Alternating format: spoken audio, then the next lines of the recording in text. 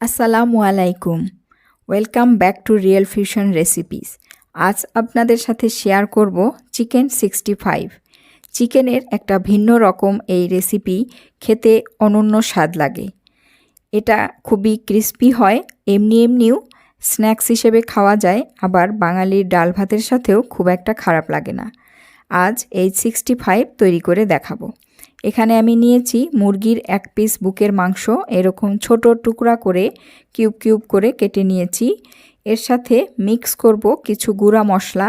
এখানে নিয়েছি 2 চা চামচ মতো প্যাপ্রিকা পাউডার, যেটা কাশ্মীরি রেড চিলি পাউডার, আর নিয়েছি 1 চা চামচ আদা রসুনের গুঁড়া, ধনিয়া গুঁড়া, স্বাদ মতো লবণ, লাল মরিচের গুঁড়া, গোলমরিচের গুঁড়া, আর নিয়েছি গরম মশলার গুঁড়া আর খাসখাস পাউডার, যেটা পোস্ত দানা, সে পোস্ত দানার গুঁড়া 1 চা চামচ। এই পোস্ত দানার গুঁড়াটা দেওয়ার চেষ্টা করবেন, এটা দিলে খুব সুন্দর একটা ফ্লেভার আসে।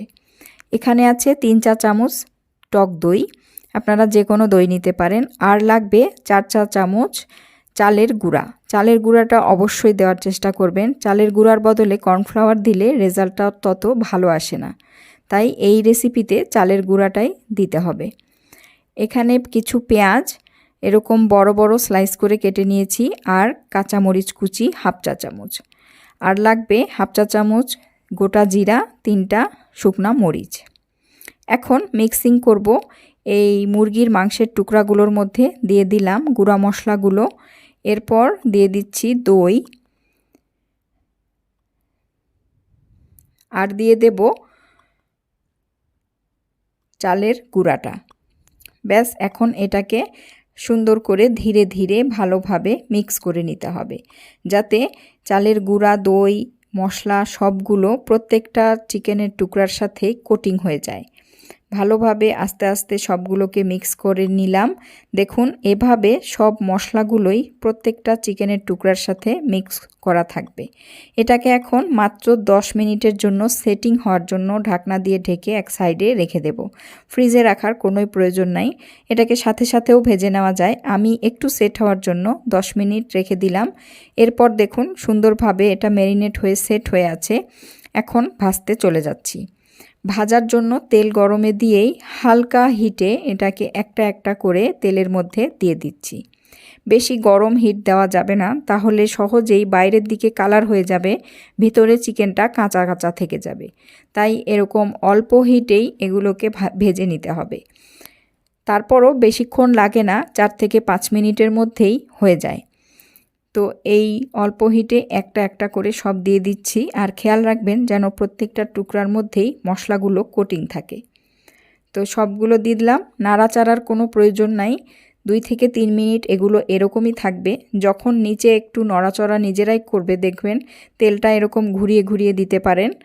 তারপর নিচের থেকে যখন একটু নড়ে চড়ে উঠবে, তখন এগুলোকে আপনি উল্টে পাল্টে দিতে পারেন। এরপর উল্টা দিকেও সমানভাবে ঘুরিয়ে ঘুরিয়ে দিয়ে গোল্ডেন কালার একটা করে নিতে হবে। এই পর্যায়ে ঘোরালে আর কোনো সমস্যা নেই। অপর পাশটাও সুন্দরভাবে 2-3 মিনিট ভেজে সুন্দরভাবে ডার্ক কালার করে নিতে হবে। যে কাশ্মীরি রেড চিলি পাউডারটা দেওয়া হয়েছে, সেটা এই কালার আনার জন্যই। কালারটা যখন এরকম রেড কালার চলে আসবে, তখন এগুলোকে তুলে নিতে হবে। একটু বেশি কালার হওয়ার জন্যই কাশ্মীরি রেড চিলি পাউডারটা বেশি পরিমাণে দেয়া হয়। দেখুন কত সুন্দরভাবে কালারও হয়ে গেছে, আর কতটা ক্রিস্পিও হয়েছে। আর ভিতরটা তো কুকড হবেই, বুকের মাংস এমনিতেই তাড়াতাড়ি রান্না হয়ে যায়। হয়ে গেল, এগুলোকে এখন তুলে নিচ্ছি। এভাবে করে বাকিগুলোকেও তুলে নিলাম। সবগুলো ভাজা হয়ে গেল। এখন 65-এর যে একটা ট্রিক্স এটার মধ্যে থাকে, সেটার জন্যই প্রিপেয়ার করব। এতগুলো হয়েছে, সবগুলো এখন এমনিও খাওয়া যায়, এটা এমনিও টেস্ট হয়, বাট এখন এটাকে 65 বলা যাবে না। চিকেন 65 করার জন্য একটা প্যান নিয়ে এটাতে 2 চামচ তেল দিয়ে দিলাম। তেলের মধ্যে দিয়ে দিচ্ছি গোটা জিরা আর 3টা শুকনো মরিচ, আর দিয়ে দিচ্ছি কাঁচামরিচ কুচি আর কেটে রাখা পেঁয়াজগুলো। এটাকে এখন একটু মিক্সিং করে নেব। 2-1 মিনিট সতে করে নিয়ে এটা পেঁয়াজটা যখন একটু সামান্য হয়ে আসবে এর মধ্যে সামান্য 1 চিমটি লবণ দিয়ে দিলাম আর দিচ্ছি গোটা ধনিয়া একটু হাতে ক্র্যাশ করে। এটাতে খুব সুন্দর একটা ফ্লেভার আসবে। নরমালি এই পর্যায়ে এখানে কারি পাতা দিতে হয়, তো আপনাদের কাছে যদি কারি পাতা না থাকে তো এই গোটা ধনিয়ার ট্রিক্সটা করতে পারেন। এরপর দিয়ে দিলাম চিকেনের টুকরাগুলো। এখন এটাকে একটু 2-1 মিনিট নেড়ে চেড়ে সব টুকরাগুলোর গায়ে যে মশলাগুলো দিয়েছি, মশলা তেল এগুলো একটু কোটিং হওয়া পর্যন্ত 2-1 মিনিট নেড়ে চেড়ে এটাকে হাই হিটে ভেজে নিতে হবে। দেখুন কত সুন্দরভাবে প্রত্যেকটা টুকরার গায়েই কাঁচামরিচের কুচি, ধনিয়া, জিরা সব লেগে আছে। এই পর্যায়ে চুলা বন্ধ করে দিয়ে এটাকে নামিয়ে নিতে হবে। হয়ে গেছে চিকেন 65।